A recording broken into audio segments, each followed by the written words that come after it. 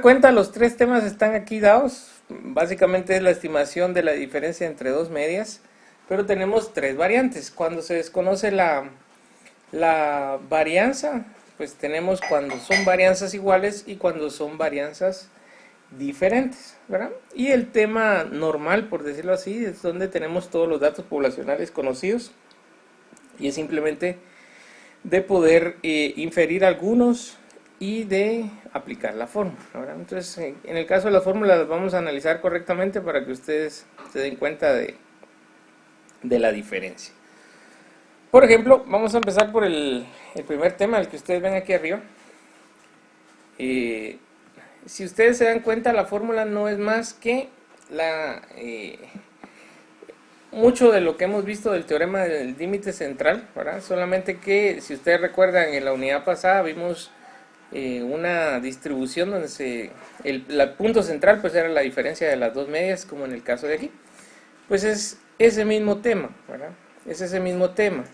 El asunto es que aquí tenemos la diferencia de las medias, ¿verdad? Si lo podemos señalar, aquí tenemos la diferencia de las medias, ¿verdad? Y aquí tenemos lo que vamos a estimar, ¿verdad? Entonces, básicamente tenemos de un lado y de otro de un lado y de otro el límite superior y el límite inferior. Entonces ahí no hay mucho que analizar. Si nos damos cuenta, pues básicamente es tomar en cuenta que vamos a usar varianzas aquí, ¿verdad? Porque estamos dentro de la raíz. Z alfa partido 2 porque son límites pues que tienen dos colas, como se dice en este tipo de ejercicios, o bien que tiene límites bilaterales, ¿verdad? Entonces en este no hay mucho, en esta fórmula no hay mucho que decir, más que solo que ustedes tengan en consideración que deben de conocer todos los parámetros poblacionales, tanto la desviación estándar o la varianza en todo caso, y pues al final tener medias, dos muestras diferentes. No importa si vienen de la misma población, ustedes ya saben cuáles son las condiciones cuando vienen de la misma población, ¿verdad? Las varianzas pues son iguales, se utilizan las mismas para ambos lados. Cuando nos dan la diferencia completa entre las medias, pues simplemente se sustituye este factor por el valor que nos dan, ¿verdad? Y con eso pues ya podemos trabajar. Z alfa partido 2, que lo tenemos por acá, pues básicamente se busca de la misma manera, ¿verdad? Sí, en ese caso siempre nos van a dar las varianzas o desviaciones estándar, Michael. Ahí no hay pierde, porque en el caso de que no nos la den y nosotros la tengamos que calcular de una colección de datos, entonces ya pasaríamos a validar que si n es menor a 30 datos, entonces nos pasamos al tema de t, ¿verdad? Entonces en ese caso ya es diferente, ¿verdad? Entonces ya es otro tema y ya no podemos seguir trabajando con esa misma situación. Muy bien, entonces, como ahorita lo que estamos haciendo es analizando las fórmulas, vamos a bajar al siguiente tema, que es este de varianzas desconocidas pero iguales, que tiene una pequeña, por decírselos así, una pequeña situación, que es básicamente que nosotros tenemos aquí un estimado agrupado de la varianza. ¿Qué es el estimado agrupado de la varianza? Básicamente, tomar las dos varianzas, ¿verdad? Sumarlas y hacer un promedio con los grados de libertad. Si ustedes se pueden dar cuenta, aquí tenemos las varianzas, pero son muestrales, ¿verdad? Aquí tenemos la 1 y la 2 y los dos grados de libertad que corresponden a cada una de las muestras. Y en la parte de abajo tenemos la sumatoria de los dos tamaños muestrales menos 2, que es básicamente como se calcularía una apertura de grados de libertad, que ustedes lo pueden ver aquí abajo, que así se calculan los grados de libertad en este tema. Entonces, ¿para qué se usa un estimado agrupado en esta situación? Bueno, básicamente porque lo que necesitamos nosotros es, como no conocemos las varianzas poblacionales, no las podemos incluir dentro de dentro de esta situación, ¿verdad? Como sabemos que son iguales, lo ideal es que podamos obtener un promedio de las dos, ¿verdad? Divididas entre el total de datos menos 2, que eso nos da la variabilidad, como ustedes ya saben, en varianza y desviación estándar. Siempre buscamos la variabilidad de la muestra y con eso obtenemos un promedio, y ese es el promedio que, si ustedes ven en la parte de aquí abajo, aquí está el factor SP, ¿verdad? Que es básicamente, si leemos la fórmula tal cual, es la diferencia de las medias muestrales menos T alfa partido 2, que eso ya sabemos calcularlo de la tabla, por el promedio, el estimado agrupado de la varianza, ¿verdad? Y eso se multiplica por, como quitamos las varianzas, pues es 1 partido n más 1 partido n2, y con eso completamos las fórmulas, ¿verdad? Entonces, si lo analizan así, no es muy complejo. Y en la parte de arriba, ustedes se pueden dar cuenta que ya tenemos el estimado de la varianza, entonces ya no hay problema con lo demás, ¿verdad? Entonces, no sé si tienen alguna pregunta con respecto a esta fórmula. Es básicamente que nosotros lo que tenemos que obtener primero es el estimado agrupado de la varianza. Acuérdense que aquí el estimado agrupado de la varianza está dado al cuadrado, ¿verdad? Aquí está dado al cuadrado y aquí solo está dado como un factor que ya, pues ya no está al cuadrado, es simple. Entonces aquí calculamos con la fórmula al cuadrado, y cuando ya lo pasamos a la fórmula del intervalo, le sacamos raíz cuadrada, ¿verdad? Eso básicamente sería el procedimiento para aplicar en la fórmula. Entonces ustedes me cuentan si tenemos alguna duda al respecto en esa situación. ¿No? ¿Estamos bien?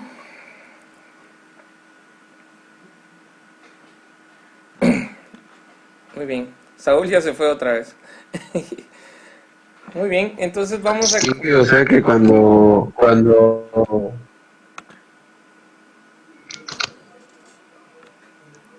Dígame, Michael.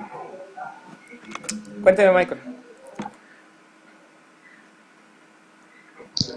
eh, como digo que como en el primero se tomaba el cuadrado y después no puse atención en esa parte, como era Si usted se da cuenta, aquí es más que que había que todo trabajar por eso. el uso de la fórmula. Mire, aquí está SP al cuadrado y aquí solo está SP. Entonces, cuando usted calcule esto en la fórmula y cuando lo pasa luego aquí a la parte de la fórmula del estimador por intervalos, ya se pasa sin el cuadrado. Si se da cuenta, no tiene el cuadrado. Entonces, cuando usted encuentra este valor, lo que tiene que hacer es sacarle raíz, y ya ese valor después de la raíz ya es el que tenemos que poner en la fórmula. Ese es el asunto, ¿sí? Ah, ok, Ajá. Entonces ese es el cuidado que hay que tener, está ¿verdad? bien. Porque en uno se calcula, o bien su fórmula ustedes guárdenla como SP es igual a la raíz de todo el dato que ustedes tienen ahí, y pues pasan exactamente ese valor, ¿verdad? Y depende de ustedes cómo lo guarden en el formulario para que tengan pues mayor facilidad y mayor control con eso, ¿verdad? Entonces tómenlo en cuenta, ¿sí? Muy bien, y por último, la tercera fórmula que tenemos aquí es la de las varianzas desconocidas, pero también distintas, ¿verdad? En este caso se supone que ya no son de la misma población, ¿verdad? En el caso anterior, nosotros cuando son varianzas iguales, desconocidas e iguales, muchos me preguntan, mire, ¿y cómo sé que son iguales si son desconocidas, ¿verdad? Y es normal, pero al final nosotros sabemos que si hablamos de una misma población, ¿verdad? Si estamos tomando muestras de un río y es el mismo río, solo que tomamos de la parte de arriba del río y de la parte de abajo del río, tenemos una misma población.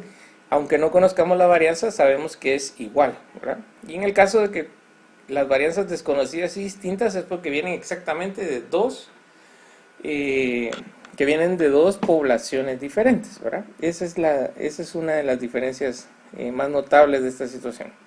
Entonces, aquí, si se dan cuenta, son varianzas desconocidas y distintas. No dista mucho de la fórmula anterior, más que todo en el sentido de que es la diferencia de las medias muestrales menos T alfa partido 2. Pero aquí ya no se multiplica por SP. ¿Por qué? Porque ya no son iguales, entonces no se puede hacer un promedio. Entonces se utilizan las muestrales adentro de la raíz, ¿verdad? Entonces aquí no hay mucho problema. El único problema o la única variante es que los grados de libertad ya no se calculan N1 más N2 menos 2, ¿verdad? Sino que se calculan con esta pequeña fórmula que tenemos aquí, que básicamente lo que hace es como un estimado agrupado, pero para poder calcular grados de libertad. ¿Por qué? Porque en muchos casos aquí vamos a tener, por ejemplo, un grado de libertad 20 y el otro nos va a dar 15. Al final se suma, da 35 menos 2, da 33, ¿verdad? Y 33 pues ya no cumple las condiciones. En el caso de esto, pues posiblemente en el estimado agrupado que hagamos ahora de los grados de libertad, que es la parte esta de abajo, ¿verdad? Como se calculan los grados de libertad. Si tenemos grados de libertad cercanos a 30 datos, pues entonces con esto podemos tener ya un promedio de entre los 30 datos de ambos lados, y no 60, ¿verdad? Sino que 28, 29 por ahí. Entonces ya eso nos permite trabajar de mejor manera la situación. La única situación es que las muestras vienen de diferentes poblaciones, ¿verdad? Entonces esas son las diferencias entre todas las fórmulas. Tomen en cuenta que si son, ustedes detectan que son poblaciones iguales, entonces vamos a trabajar con el estimado agrupado de la varianza. Si son distintas, entonces vamos a trabajar con un estimado de los grados de libertad y la fórmula un poco más simple, ¿verdad? Muy bien, no sé si tienen alguna pregunta al respecto de las fórmulas. Si no les quedó claro, yo veía que alguien decía, mire, ¿qué es el estimado agrupado? En los foros, por ejemplo. ¿Qué es el estimado agrupado, verdad? ¿En qué casos se utiliza? Entonces creo que agrupamos mucho de esa situación para poder revisar las fórmulas una por una y luego pues ya aplicar los ejercicios que tenemos o los ejemplos que tenemos ahí en el libro, ¿verdad? Para poder trabajar.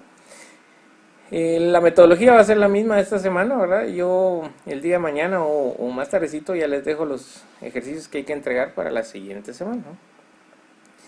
Que la siguiente semana ya saben que termina hasta el final de la semana después de la clase, entonces ahí vamos un poquito adelantados. Si ustedes los pueden hacer de una vez, pues vamos avanzando, y si no, pues tienen después de la clase para poder realizarla, ¿no? ¿Sí?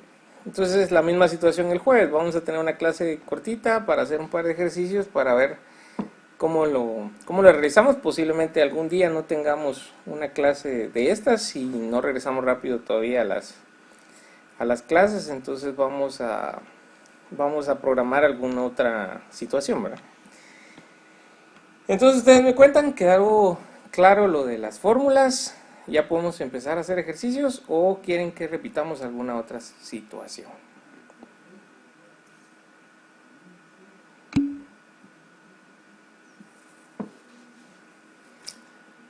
Muy bien, entonces vamos a empezar a hacer un par de ejercicios. Entonces vamos a usar la parte de aquí arriba para tener las fórmulas cerca, para poderlas consultar, y vamos a pegar el primer ejemplo. En este caso vamos a empezar con el tema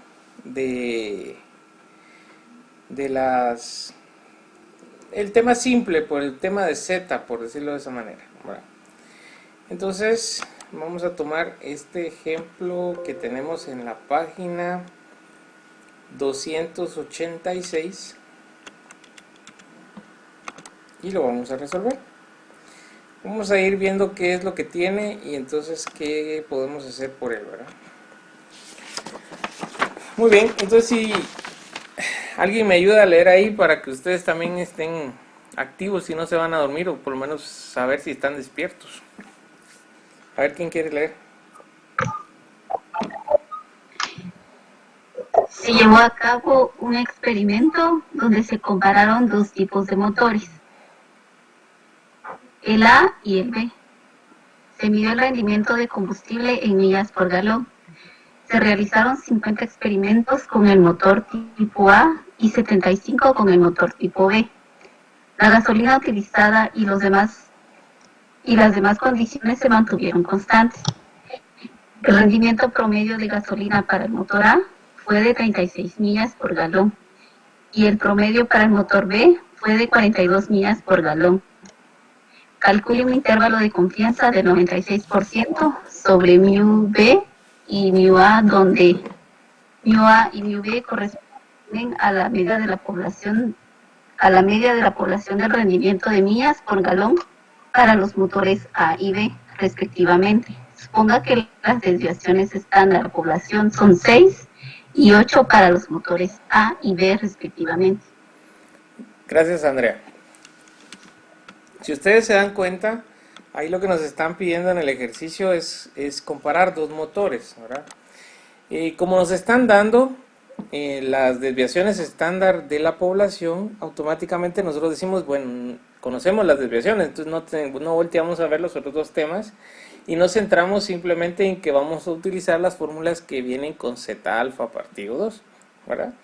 Que vienen del teorema del límite central inicial. Muy bien. Entonces, si ustedes se dan cuenta, en esta parte de aquí nos dicen qué es lo que hay que comparar. Dice el motor B menos el motor A. Entonces, eso es lo que hay que tomar en cuenta. ¿Qué quiere decir? Que en las fórmulas B va a ser la media 1 y A va a ser la media 2, ¿verdad? Entonces, para poder colocar correctamente esa situación tomando en cuenta la comparación que nos dan ahí. Otra cosa son los grados de, la confianza que tengamos, ¿verdad? Y al final, pues entonces la confianza no es problema, porque para el 96 no habíamos calculado, pero si vamos la tabla de resumen, la tenemos que Z alfa para el 96, Z alfa partido 2 para el 96 es 2.054, ¿verdad? Muy bien, entonces empezamos a trabajar. Primero pongamos los datos del motor A y luego pongamos los datos del motor B y analizamos, ¿verdad? Entonces, por ejemplo, vamos a poner los datos para llevar el orden de la comparación. Vamos a poner los datos del motor A y de este lado motor B. Bueno, lo primero es que dice que se realizaron 50 experimentos con el motor A. Eso quiere decir que N1 es igual a 50 y 75 con el motor B, entonces N2 es igual a 75. La gasolina utilizada y demás condiciones fueron iguales para mantener pues que no haya mucha variación en la situación debido a estas situaciones. El rendimiento promedio, en ese caso el rendimiento promedio es la media, ¿verdad? Entonces media 1 es igual a 36 millas por galón. Muy bien, y la media 2, que es la del motor B, son 42.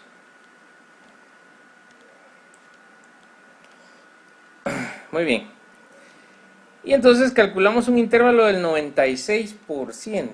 Muy bien, un intervalo del 96% nos indica que tenemos 1 menos alfa del 96%, lo que indica que Z, como ya lo tenemos en la tabla, no vamos a dar muchas vueltas por ahí, es 2.054, ¿verdad? Que eso es lo que tenemos ahí en el dato. Muy bien, entonces, ¿qué hay que comparar? Según lo que nos dice aquí, hay que estimar la media B menos la media A.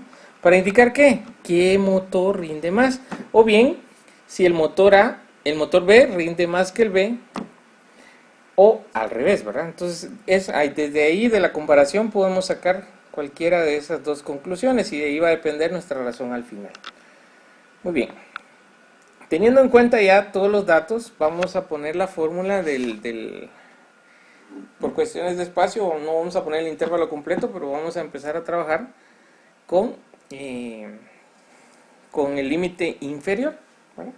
Entonces, si hablamos del límite inferior, según la fórmula, es la diferencia de las medias, ¿verdad? Entonces, la diferencia de las medias, acuérdense que primero va la del B, después va la de A, menos el dato que nos da en la tabla, 2.054, que es la de Z alfa partido 2, y luego eso multiplicado por la raíz de la desviación de las desviaciones estándar, si no estamos mal en ese sentido. Aquí, desviaciones estándar, pero ya no son desviaciones estándar, en este caso son varianzas, ¿verdad? Entonces hay que elevarlas al cuadrado. Entonces la primera, que no la pusimos aquí entre los datos, pero nos lo dan al final del ejercicio. Si ustedes se dan cuenta, aquí en la parte de arriba tenemos que la primera es 6 para A y 8 para B. Entonces ponemos primero la de 8. Entonces hay que elevarla al cuadrado, es 64 dividido el tamaño muestral, que en este caso el de B es 75, más la desviación del motor A es 6, quiere decir que al cuadrado es 36, y 50 para el tamaño muestral. Muy bien. Y para eso, pues si hacemos los cálculos, nos debería de dar un rendimiento de 3.43 aproximadamente, ¿verdad? Bueno, ¿qué conclusión creen ustedes que a la que llegamos tomando en cuenta el límite inferior? Sí, 3.43. ¿Qué conclusión creen ustedes que tenemos al tener un resultado como este? O que si solo fuera este intervalo, ¿qué podemos decir al respecto del intervalo inferior? A ver quién me responde.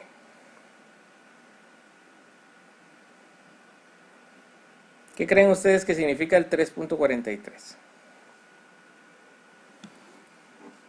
Aquí ya podemos tener un poquito de conclusión en este caso, porque tenemos el límite inferior.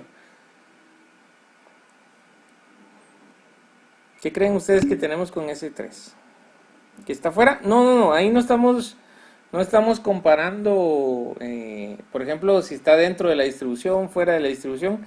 Es simplemente estamos dando un intervalo donde nosotros suponemos que está la diferencia entre los dos motores a nivel de población, ¿verdad?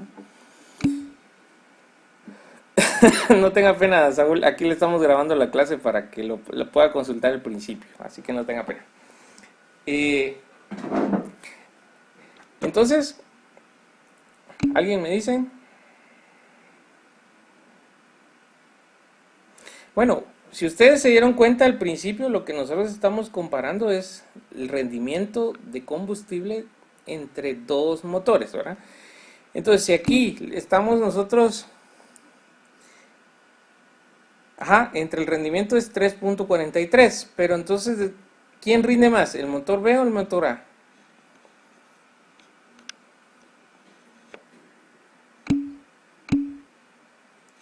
No, el que rinde, si rindiera más el motor A, esta diferencia fuera negativa, ¿sí? Si rindiera más el motor A. Como estamos comparando B menos A y nos sale positivo, lo que indica es que hay una diferencia positiva hacia el motor B, ¿verdad? Entonces, yo puedo indicar en este intervalo, por ejemplo, que lo mínimo de rendimiento en lo que supera el motor B al A es en 3.43 millas por galón, ¿verdad? Entonces, de entradita nosotros decimos que por lo menos 3.43 millas por galón le saca de ventaja en el rendimiento. Y entonces, ¿cuánto es lo máximo? Entonces, ahí es donde vamos al límite superior. Ahí es donde vamos al límite superior para poder hacer el cálculo, ¿verdad? Entonces, vamos al límite superior, vamos a copiar todo esto de aquí. Que la única diferencia es este signo. Y calculamos los datos que nos debería de dar. Y aquí es 50. Muy bien, ¿esto cuánto les da? 8.58. Muy bien. Muy bien, entonces ahora sí ya tenemos los dos extremos o los dos límites que nos dicen un área de confianza del 96% para indicar que el rendimiento mayor, o bien el motor B supera al motor A en rendimiento de 3.43 hasta 8.58 millas por galón, ¿verdad? Entonces lo vamos a poner aquí. El motor B, el motor B, el motor B supera al motor A en 3.43 hasta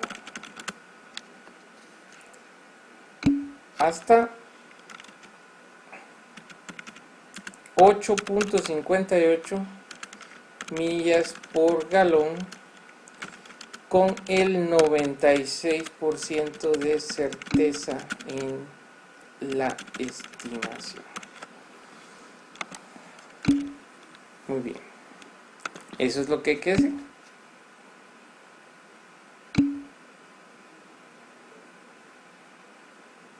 Exacto, así es, Christopher. Esa es la diferencia que nosotros ponemos. Supera, es decir, una diferencia positiva entre el motor B y el rendimiento del motor A. ¿Por qué el motor B primero? Porque el motor, eso es lo que nos dicen. Por ejemplo, si a mí me interesa saber qué tanto rinde el motor B con respecto al motor A, por eso hago esta comparación. Pero si a mí no me interesa saber esto, pues yo simplemente tomo A menos B y al final aquí me hubieran dado intervalos negativos, que los intervalos negativos me hubieran indicado exactamente lo mismo, que el motor B rinde más que el motor A, ¿sí? Entonces aquí no tenemos problema con ver si es A menos B o B menos A, pero como el ejercicio nos pide B menos A, entonces nosotros así lo planteamos y nos dan resultados positivos, lo que indica es que es una diferencia positiva entre uno y otro motor, ¿verdad? Esa es la situación, ¿verdad? Exactamente así es. ¿Alguna otra pregunta, jóvenes? ¿Estamos bien ahí?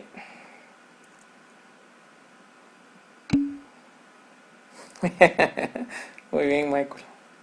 Esa es la actitud. Muy bien. Entonces, si ustedes se dieron cuenta en la descripción del ejercicio, en la descripción simplemente nos indican, mire, aquí están sus medias, aquí están sus desviaciones, aquí está el tamaño muestral. Ahora quiero saber cuál es la diferencia, ¿verdad? Entonces tenemos todos los datos, no hay por qué irse hacia T, ¿verdad? O hacia otro tipo de situación, o bien tomar mucho de lo que vi en el parcial es que algunos en la diferencia de las medias lo que hacían era, por ejemplo, trabajar individualmente un dato y otro y luego restarlos, y eso no es correcto, ¿verdad? Entonces lo ideal en este caso es que ustedes usen la fórmula adecuada para el efecto, ¿verdad? Entonces ahí no va a haber ningún problema. Y no se preocupen, sí van a poder usar los formularios en su parcial, son un montón de fórmulas y al final de cuentas es improbable que ustedes se las puedan pues memorizar todas, ¿verdad? Entonces, como les dije al principio del curso, aquí lo que andamos cargando es una mochila con tablas y una mochila con formulario, ¿verdad? Porque es extenso y es bastante lo que hay que ver. Sí, al final, pues eso depende, porque por ejemplo Jesse todavía tiene pendiente su extraordinario y lo que nos dijeron en la universidad es que pues hasta que no se diera la orden de retomar clases no se iban a retomar tampoco los exámenes, ¿verdad? Entonces eso está pendiente. En el momento que nosotros regresemos ese día tocaría reponer parciales.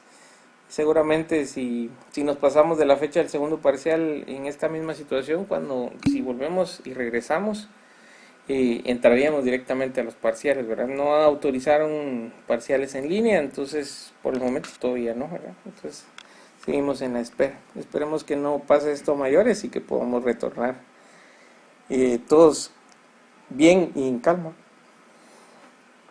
Muy bien. ¿Tienen alguna? Descanso de Semana Santa, ese sí está disponible para que sigan descansando en su casa. Así como lo están haciendo ahora. Entonces no hay ningún problema. Por lo menos lo que no van a tener son sesiones, supongo yo, que los van a dejar descansar en ese sentido. Muy bien. Sí, y gracias por pensar en nosotros, pero al final de cuentas la universidad necesita todos los parciales para guardarlos allá. Muy bien, entonces vamos a... Sí, con 61 es suficiente, lo demás es vanidad, dicen por ahí.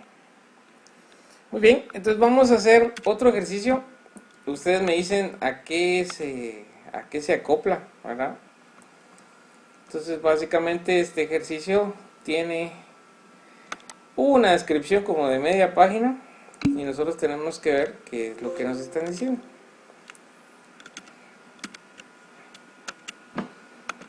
Muy bien, aquí está la descripción del ejercicio, es bastante, pero se los voy a resumir porque la primera parte solo son las condiciones y básicamente lo que dice es que determina la relación entre parámetros fisioquímicos seleccionados y diversas mediciones de la estructura de la comunidad de macroinvertebrados. Una faceta de la investigación consistió en evaluar la efectividad de un índice numérico de la diversidad de especies para indicar la degradación del agua debido al desagüe ácido de una mina. Conceptualmente, un índice elevado de diversidad de especies de macroinvertebradas debería indicar un sistema acuático no contaminado, mientras que un índice bajo de diversidad indicaría un sistema acuático contaminado. Esto es simple, por ejemplo, en un río hay una mina que tiene un desagüe. Según la mina son solo aguas residuales y no aguas contaminadas, ¿verdad? Y que no se está modificando nada el ecosistema del río. Entonces vino alguien, unas personas como ustedes que tienen experiencia en estadística y dijo, vamos a hacer 2 estaciones de trabajo y vamos a tomar muestras, ¿verdad? Entonces dice que una se localiza corriente abajo del punto de descarga ácida de la mina y la otra ubicada corriente arriba del punto de descarga de la mina, ¿verdad? Una para indicar si hay diferencia entre ambos, entonces la mina está matando a los macroinvertebrados, ¿verdad? Para 12 muestras mensuales reunidas en la estación corriente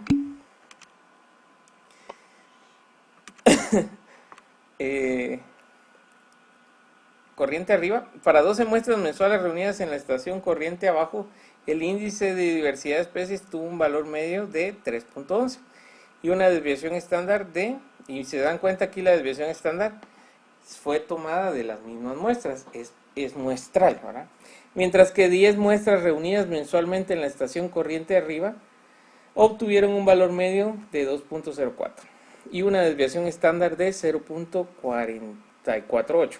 Calculemos un intervalo de confianza del 90% de la diferencia entre las medias de la población de los dos sitios, suponiendo que las poblaciones se distribuyen de forma normal y tienen varianzas iguales. Este último, miren, suponiendo que las poblaciones se distribuyen de forma aproximadamente normal y tienen varianzas iguales. En este caso el ejercicio nos facilita mucho la vida porque ahí nos está diciendo, mire, son varianzas desconocidas pero iguales. Bueno, entonces vamos a tomar el estimado agrupado y todo lo demás. Pero si eso no dice, ustedes tienen que tener la capacidad de analizar. Esto es un río, ¿verdad? Y es un mismo ecosistema. Solamente yo estoy tomando 2 puntos diferentes del mismo ecosistema. Entonces, básicamente, si yo desconozco aquí las desviaciones, entonces yo sé que la desviación estándar poblacional es la misma, porque es un mismo río. Bueno, eso es lo que hay. Sí, que diga así en el examen. Al final, esta es la situación, ¿verdad? Entonces, en muchos casos nos van a decir así, o en muchos casos no nos van a decir. Si nosotros esto fuera una situación real, ustedes tienen que tener la capacidad de decir, bueno, esta es una misma situación, es un mismo ecosistema, yo quiero comparar 2 situaciones para ver si el ecosistema no está cambiando río abajo después del desagüe y está mejor río arriba antes del desagüe. Entonces la mina me está matando los peces o cualquier organismo que crece ahí.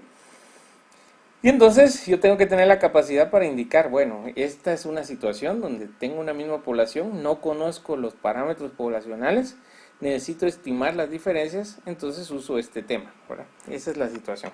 Bueno, teniendo ya claro qué es lo que hay que hacer, ¿verdad? Obviamente nos vamos a situar en varianzas desconocidas pero iguales, ¿verdad? En este caso lo que hay que hacer es primero el estimado agrupado. Muy bien, entonces vamos y tomamos la fórmula del estimado agrupado. ¿Ustedes se acuerdan cuál era la fórmula del estimado agrupado? Si no se acuerdan, aquí arriba está. Aquí está la fórmula del estimado agrupado. Aquí está. Está aquí. Como no nos acordamos, la vamos a copiar de aquí y la vamos a pasar aquí abajo para poderla trabajar. Para que la tengamos a la mano. Muy bien, entonces empecemos a ver qué datos son los que tenemos para poder trabajar. Entonces, por ejemplo, yo lo primero que veo es que dice que son dos estaciones. Entonces le vamos a poner a la primera estación 1 y a la otra estación 2, ¿verdad? Dice que una estación se localiza corriente abajo del punto de descarga, que en este caso va a ser la estación 1, y la estación 2 corriente arriba, ¿verdad? Entonces eso tómenlo en cuenta porque está en la descripción. Bueno, entonces para 12 muestras mensuales reunidas en la estación corriente abajo, ¿qué es corriente abajo? Es la estación 1, ¿verdad? Entonces N1 es igual a 12. Muy bien. Tuvo un valor promedio, esa es la media 1, que ahí está señalada para que no se les pierda, es 3.11. Y una desviación estándar es una desviación estándar muestral, que es de 0.771.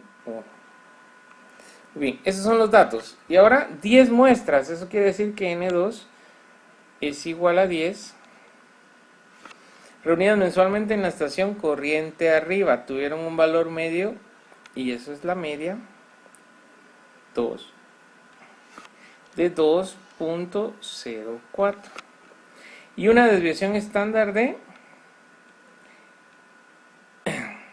0.448.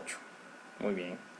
Y ahora dice que hay que calcular un intervalo de confianza de ¿cuánto? De 1 menos alfa del 90%. Muy bien, punto 90. Bueno, entonces al final ya tenemos los datos descritos, ya tenemos la fórmula que tenemos que trabajar y entonces vamos a empezar a aplicar la fórmula del estimado agrupado. Acuérdense que el estimado agrupado viene al cuadrado, entonces SP al cuadrado. Muy bien, entonces N1 menos 1. Vamos a poner los datos para no complicarnos mucho con esta situación.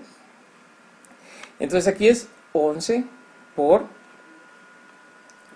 la desviación estándar 0.771, pero como esta es desviación y la que me piden ahí es varianza, la elevó al cuadrado, más N2, que es menos 1, entonces es 9, por la segunda desviación estándar, que es 0.448. Y como es varianza, la elevó al cuadrado. Eso sí las elevo al cuadrado porque en los datos que me dieron son desviaciones estándar y la fórmula pide varianzas. Y luego 12 más 10 menos 2. Y eso me va a dar un valor, ¿verdad? Entonces si lo pueden calcular ahí, el estimado agrupado en este caso nos debería dar 0.417. Acuérdense que ese estimado agrupado no es el que va en la fórmula, ese es el que nos da el chance de todavía calcular SP. ¿Por qué? Porque simplemente SP, que es igual a la raíz de ese 0.417. Y que esa raíz nos debería de dar, vamos a calcular, 0.417, exactamente, 0.645756, por ejemplo. Si ustedes quieren usar Tres decimales debería ser aquí 5, 6. 5, 6. Ahí está. Muy bien. Tenemos el estimado agrupado. Entonces ahora vamos y tenemos que utilizar la fórmula, ¿verdad? En la fórmula dice que es la diferencia entre las dos medias. Si no se acuerdan de la fórmula, la vamos a ir a copiar ahí donde está y la vamos a pegar. Recuérdense que eso no nos cuesta mucho. Entonces vamos aquí, regresamos aquí y la pegamos. Bien, ya tenemos la fórmula. Entonces la empezamos a trabajar. Vamos a trabajar el límite inferior primero. Acuérdense que es la diferencia entre las dos medias. Las medias son 3.11 y 2.04. Entonces tenemos aquí 3.11 menos 2.04 menos T alfa partido 2 para el 90%. ¿Alguien puede hacer el cálculo? Acuérdense que ahí lo que tendrían que ir a buscar sería T. Tendrían que ir a buscar T. Alfa partido 2, como es, debería ser 0.05. ¿Con cuántos grados de libertad? Miren dónde se calculan los grados de libertad. Aquí está. N1 más N2 menos 2, eso nos da 20. Entonces, esto es lo que hay que ir a buscar a la tabla. Miren, esto que les acabo de poner ahí. ¿Alguien ya le salió? En la tabla de T.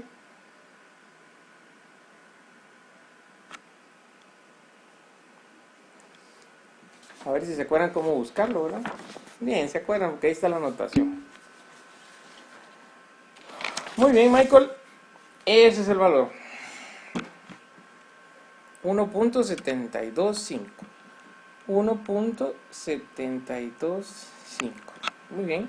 Eso multiplicado por el estimado agrupado ya obtenido después de la raíz. 0.646. Y eso por la raíz de 1 partido 12 más 1 partido 10. Y con eso obtenemos el límite inferior. En este caso el límite inferior debería ser 0.593. No sé si ya tienen el dato por ahí, debería de cuadrar más o menos con eso. Y para el límite superior, pues simplemente tomamos los mismos datos, la misma situación, más 1.725 por el estimado agrupado 0.646 y eso se multiplica por la raíz de 1 partido 12 más 1 partido 10 y eso debería de ser igual a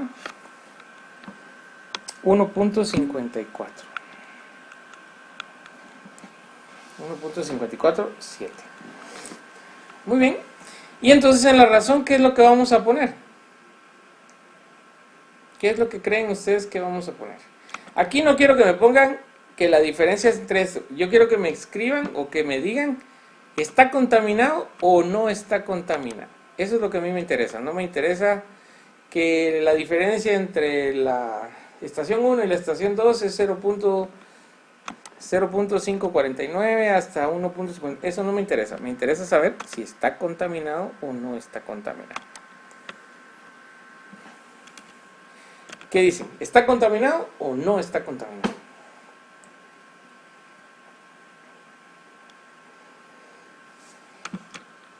Vamos a ver. ¿Qué dice Pedro Soto?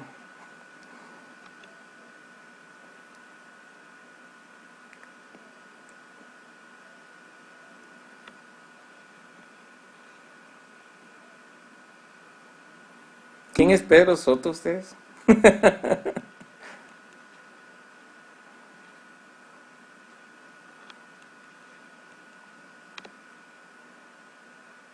No sé.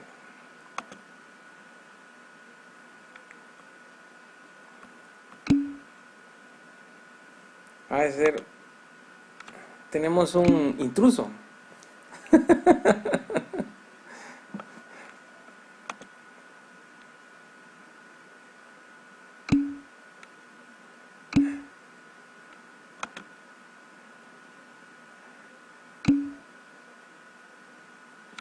No, José Ángel Figueroa, ahí está.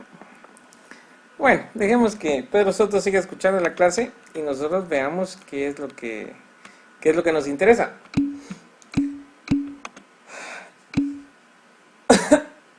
¿Está contaminado el río o no está contaminado el río?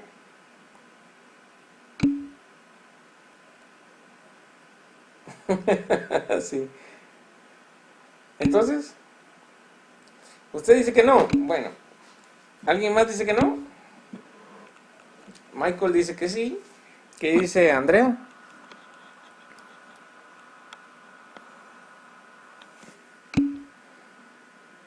Ángel dice que sí está contaminado.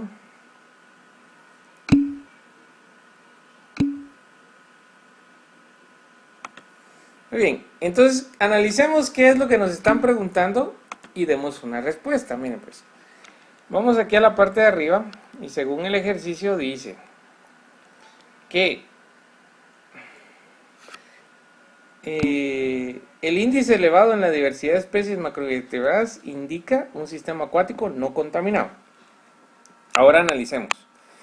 E1 o la estación 1 es abajo del río, ¿verdad?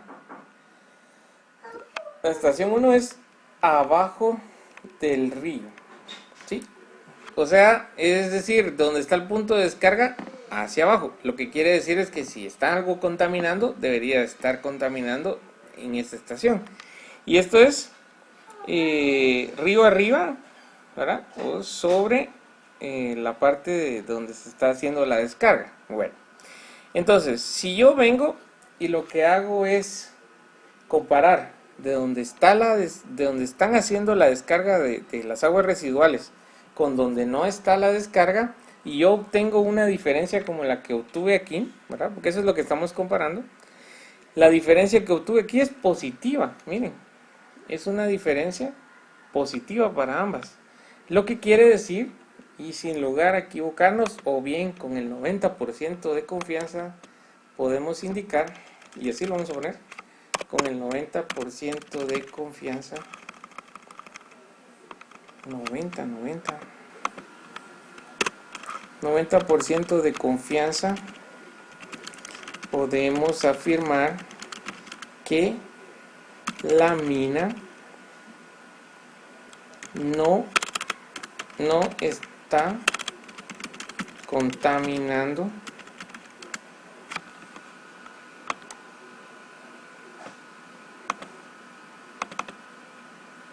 esto se puso rebelde, no está contaminando el río. ¿Sí? Muy bien. Y entonces ahí tenemos los datos y tenemos la diferencia. Acuérdense que estamos comparando abajo de donde se hace la descarga y arriba de donde se hace la descarga. Y si la diferencia es positiva, entonces nosotros tenemos que el río no se está contaminando, ¿verdad?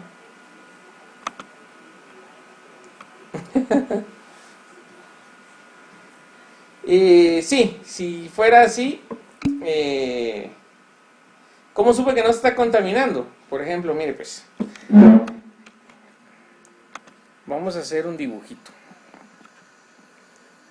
Y literalmente lo vamos a hacer como un dibujito para que entendamos bien cómo está la situación. Esto es el río. Aquí está la mina. Aquí está la mina. Vamos a poner que esta es la mina. Y aquí está donde está descargando en el río, ¿verdad? Ahí tiene su desagüe y ahí está descargando en el río. Bueno, entonces vengo yo y aquí está la estación 2, porque la estación 2 es la que está arriba del punto de descarga. El río va en esta dirección. Y aquí está la estación 1, ¿verdad? Acuérdense que eso es lo que está arriba en la descripción. Muy bien, entonces la diferencia entre estas dos debería de dar si se está contaminando o no. Bueno, entonces, si yo vengo e indico que lo que yo estoy comprobando es la estación 1 menos la estación 2, ¿verdad? En el índice de macroinvertebrados, según lo que dice ahí, ¿verdad? El índice de macroinvertebrados. ¿Qué quiere decir? Que si aquí hay menos macroinvertebrados y aquí hay más macroinvertebrados, si se reúnen esas dos condiciones que están ahí, hay contaminación. Hay contaminación. Bueno, entonces ahora analicémoslo en esta diferencia. Analicémoslo en esta diferencia. Por ejemplo, aquí, si ustedes se dieron cuenta, al comparar 1 y 2, ¿quién tiene más? ¿Quién tiene más diversidad aquí? ¿Verdad? ¿Quién tiene más? ¿E1 o E2? E2, pero si la diferencia no es negativa, es positiva. ¿Sí? O sea, ya en el ejercicio le digo yo, estas condiciones que dibujé aquí es que hay contaminación. Pero según lo que nosotros encontramos es que la diferencia entre E1 y E2 es positiva, lo que indica que no hay contaminación, porque si se dieran en estas dos condiciones, hay contaminación, ¿verdad? Pero si analizamos la diferencia aquí, E1 que tiene menos E2 que tiene más, debería de dar negativa, ¿verdad? Para que digamos que haya contaminación. Entonces, aquí pueden ser dos situaciones, ¿verdad? Esta que acabo de dibujar aquí, y que en E1 hayan más macroinvertebrados y aquí menos macroinvertebrados, y eso haría que no hay contaminación. Ahora, esos son los dos escenarios. Si se dieron cuenta ustedes, eso fue lo que dibujamos. Entonces, si al comparar esto me da positivo, no hay contaminación. Si me da negativo, hay contaminación. ¿Y qué fue lo que nos dio? Positivo. ¿Miren? Entonces, no hay contaminación. Porque hay más macroinvertebrados en E1 que en E2. Y esa es la situación. ¿Está más limpia el agua o crecen mejor los macroinvertebrados en la parte de abajo? ¿Sí? No es que sea un límite inferior o superior, es simplemente las condiciones de las condiciones del agua en la estación 1 y en la estación 2. Solamente que aquí la estación 1 es la que está abajo del desagüe y la estación 2 está arriba del desagüe. Entonces, si nosotros tuviéramos una diferencia negativa en esa comparación, hay contaminación. Si tenemos una diferencia positiva, no hay contaminación en esta comparación, ¿verdad? Así es como nosotros obtenemos si está contaminado o no está contaminado, porque comparamos todas las situaciones posibles y si nos da positivo o negativo, entonces sacamos la conclusión. En este caso nos dio positivo. ¿Sí? Hola, papi. Hola. Estoy portando bien. ¿Tienen alguna pregunta, jóvenes? ¿Les quedó clara esa situación? Cuéntenme.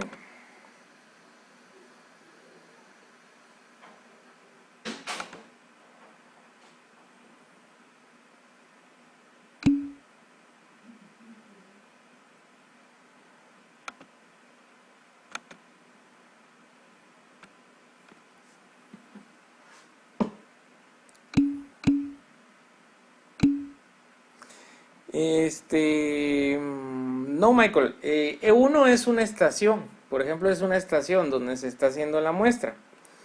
Y si usted se dio cuenta, y lo pusimos en la parte de arriba, E1, miren, E1 aquí, E1, estación 1 tiene N12. Y si usted se da cuenta aquí dice, una que se localiza corriente abajo, aquí en la descripción, miren. Hay dos estaciones, una que se localiza corriente abajo, a esa le pusimos E1 y la otra ubicada corriente arriba, E2. Entonces dice, 12 muestras mensuales reunidas para la estación corriente abajo, que es E1. Bien, tenemos 12 y todas las condiciones para la estación corriente abajo. Entonces, si usted ve aquí el dibujito, así fue que lo dibujamos, ¿verdad? Entonces, las dos condiciones, la que está en rojo es la condición 1, donde hay contaminación, que hayan menos macroinvertebrados en E1 y más en E2. Pero ahí es cuestión de, por ejemplo, a la hora de que hacemos las comparaciones. Si usted ve en las medias, se puede dar cuenta que hay más en E1 que en E2. Miren, en las medias. Aquí hay más que aquí, ¿verdad? Entonces, ¿qué tan significativo? Entonces, para eso se hace todo el proceso estadístico para indicar si realmente hay una diferencia que pueda ser significativa, ¿no? Entonces, ahí es donde nosotros indicamos, mire, el río no está contaminado o sí está contaminado, ¿verdad? ¿Sí? Ya me captaron la idea. O sea, E1 y E2 son estaciones donde se tomaron las muestras. Eso es. Muy bien. No es eso, eso es lo que nos cuesta a veces indicar qué es la situación. Muy bien, Pedro Soto no será Jessy ustedes. Hablando de todo un poco. Bueno, si no se pronuncia lo vamos a sacar de la sala.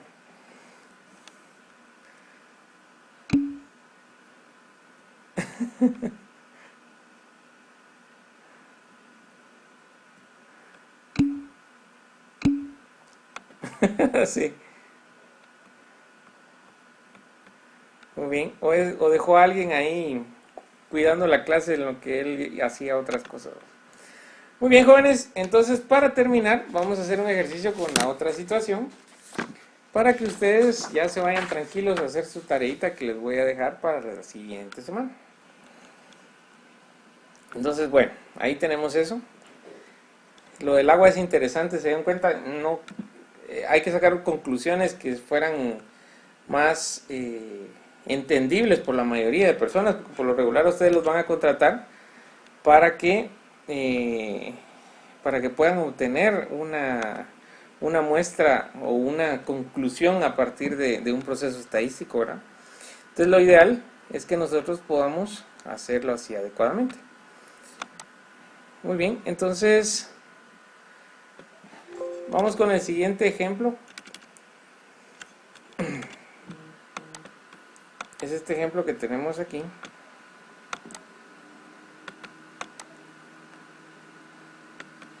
Son ejemplos un poco extraños, pero básicamente lo que nos interesa es el proceso estadístico. Pero según dice aquí, el Departamento de Zoología de Virginia llevó a cabo un estudio para estimar la diferencia entre la cantidad de ortofósforo químico medido entre dos estaciones diferentes en un río, ¿verdad? El ortofósforo se mide en miligramos por litro. Se reunieron 15 muestras de la estación 1 y 12 muestras de la estación 2. Las 15 muestras de la estación 1 obtuvieron un contenido promedio de ortofósforo de 3.84 miligramos por litro y una desviación estándar de 3.07 miligramos por litro. En tanto que las 12 muestras de la estación 2 obtuvieron un contenido promedio de 1.49 miligramos por litro y una desviación de 0.8. Calcule un intervalo de confianza del 95% para la diferencia de contenido promedio verdadero de ortofósforo en dos estaciones. Y entonces aquí ya no nos dicen que vienen de varianzas iguales, sino que son diferentes. Aunque si ustedes analizan, las condiciones del ejercicio podrían ser similares a la parte de arriba. Entonces, aquí usted me dice, mire, ¿y cómo lo diferencio? Bueno, si en el caso de aquí la lógica a ustedes les da que este es un río y hay dos condiciones que son iguales, pues es de la misma población. Pero como aquí el ejercicio nos indica exactamente que las varianzas son diferentes, pues así las vamos a trabajar. En el caso de que no, y ustedes lo aplican correctamente siguiendo la lógica de que es la misma población, porque aquí es la misma población, si ustedes lo quieren indicar así, pues por mí no hay ningún problema y la lógica nos da chance de poder trabajarlo de esa manera, ¿verdad? Porque se puede justificar, esa es la situación. Pero donde no se pueda justificar, pues definitivamente no podrían hacerlo de esa manera. Aquí nos lo dice el ejercicio, lo tomamos tal cual, ¿verdad? Muy bien, entonces obtengamos los datos que nos da el ejercicio. Entonces, según dice, hay dos estaciones, vamos a volver a hacerlo igual, estación 1 y estación número 2. Se toman 15 muestras de la estación 1, entonces N1 es 15. Y 12 muestras de la estación 2, entonces N2 es 12. Las 15 muestras de la estación 1 tuvieron un promedio de ortofósforo, esta es la media, de 3.84. Y las 12 muestras tuvieron un promedio de 1.49.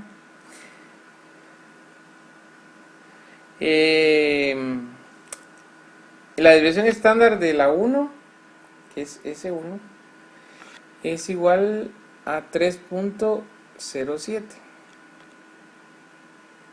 Es bastante grande la variabilidad. En este caso de S2 y una desviación estándar de 0.80. 0.80. Muy bien. Esos son los datos. Y dice que la confianza 1 menos alfa debería de estar calculada al 95%. Y la diferencia es entre las dos estaciones. Entonces básicamente E1 menos E2. Esos son los datos que tendríamos que obtener. Bueno. Como aquí son varianzas iguales, pues no nos queda más que aplicar la fórmula del estimado, pero ahora de los grados de libertad.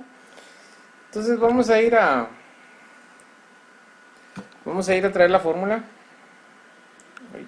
La fórmula está más arriba ahora. Aquí está la fórmula. La vamos a copiar y vamos a ir.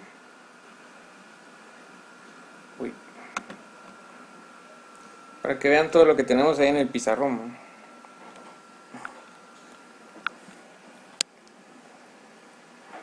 Bien, entonces más o menos estamos por aquí.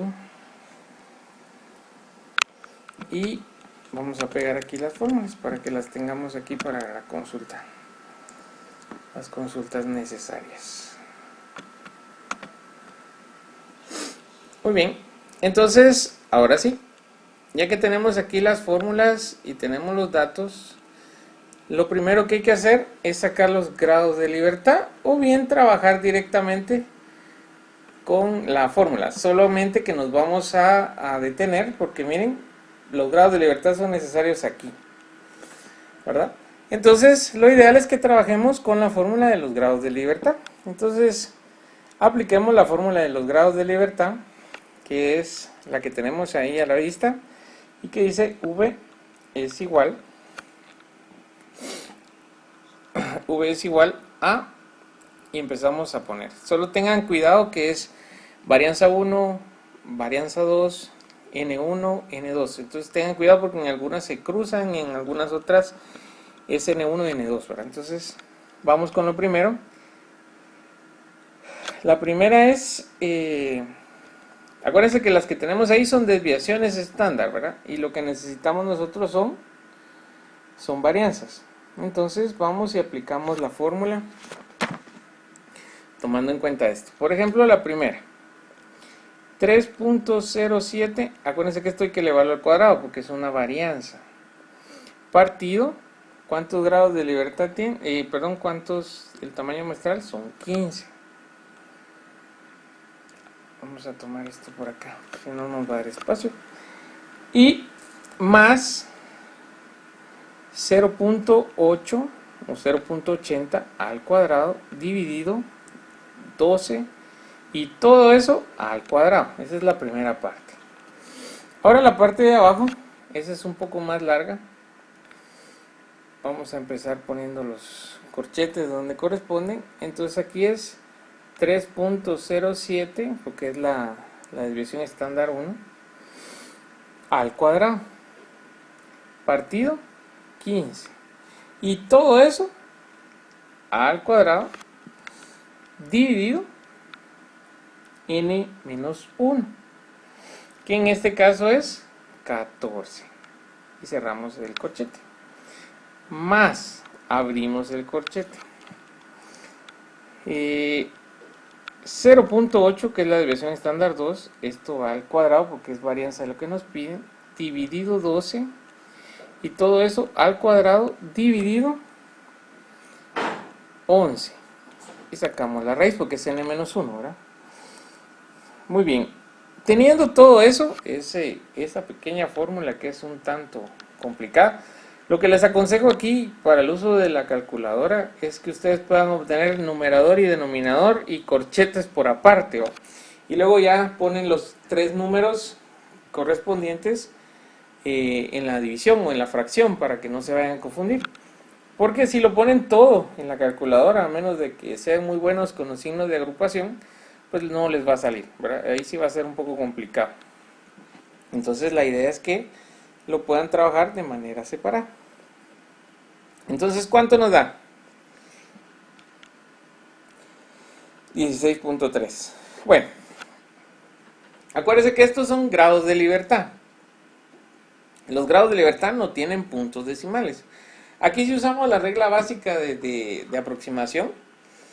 Y lo que tenemos que hacer es aproximar. Si es mayor a 0.5 y el que hay que aproximar, pues se aproxima. Si es 0.5, si es impar, se aproxima. Y si es par, no se aproxima. Entonces, en este caso, como es menor a 0.5, se queda en 16. Entonces, los grados son 16.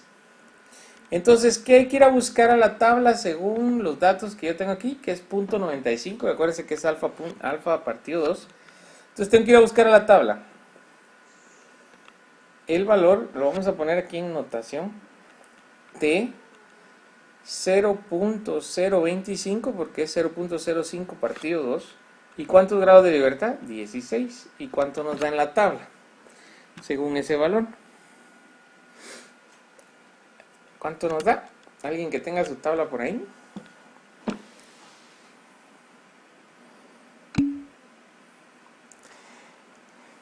Exactamente eso es. 2.12. 2.12. Bueno, después de que ya encontramos los grados de libertad, encontramos el valor en la tabla, entonces ya podemos ir a hacer el cálculo del intervalo, ¿verdad? Entonces, para que no nos confundamos, vamos a ponerlo aquí en la parte de abajo. Y dice que el intervalo va a estar dado por la diferencia de las medias. ¿Cuál es la diferencia de las medias? La diferencia de las medias es 3.84 menos 1.49.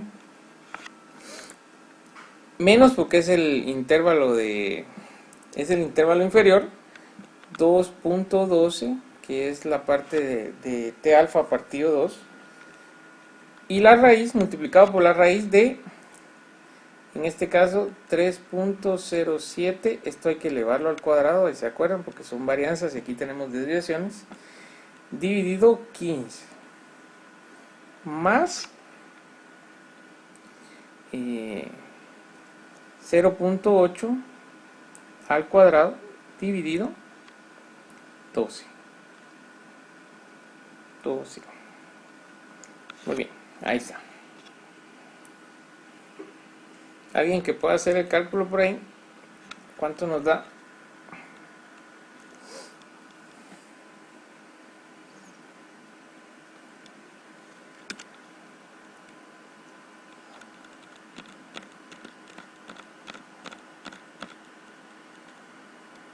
Nos debería de dar aproximadamente 0.6, si no estoy mal. Ustedes me corrigen. 0.6. Y en el límite superior, que es simplemente lo mismo, nos debería de dar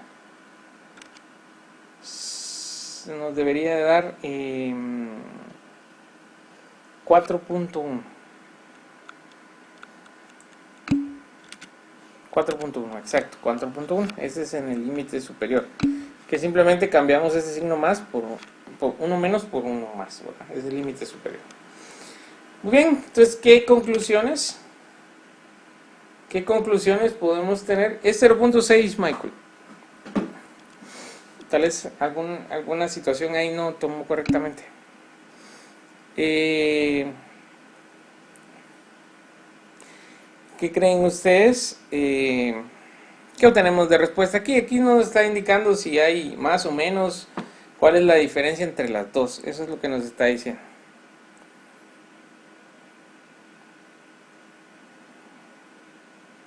¿Sí?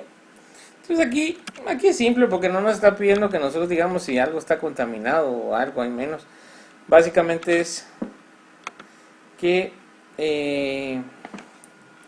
la diferencia entre ¿qué es lo que estamos buscando aquí? El promedio de ortofósforo de la estación 1 con respecto a la estación 2 es de entre 0.6 hasta 4.1 gramos por miligramos por litro.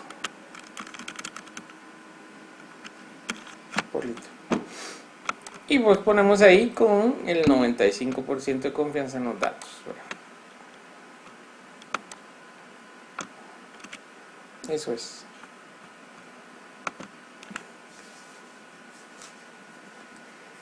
Muy bien, jóvenes, eso es lo que teníamos que repasar el día de hoy. Son los que están ahí en el libro, pero es importante que